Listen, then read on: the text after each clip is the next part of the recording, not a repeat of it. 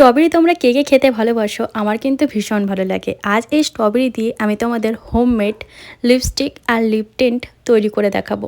তো তার জন্য নিতে হবে স্ট্রবেরিটাকে ম্যাশ করে নিতে হবে। এর মধ্যে অ্যাড করতে হবে কিছুটা পরিমাণ বিটের রস, আর দিতে হবে একটা ভিটামিন ই ক্যাপসুল, আর দিচ্ছি ভেসলিন।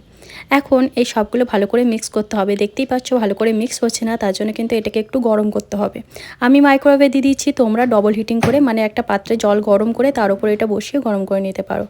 তারপর এটাকে একটা কোনো কাচের পাত্রে ঢালতে হবে, কোনো এয়ারটাইট কন্টেনারও তোমরা ঢালতে পারো। আমি একটা কাচের পাত্রে ঢেলে ডিপ ফ্রিজে এটা জমতে দিয়ে দিয়েছি। আর দেখো এখন এটা পুরো জমে গেছে, আর দেখতেই পাচ্ছ কত সুন্দর ন্যাচারাল এভাবে লিপস্টিক কিন্তু হয়ে গেছে। আর লিপ টিন্ট দেখো কত ভালো লাগছে, কত সুন্দর ব্লাশ হয়ে গেছে ন্যাচারালি।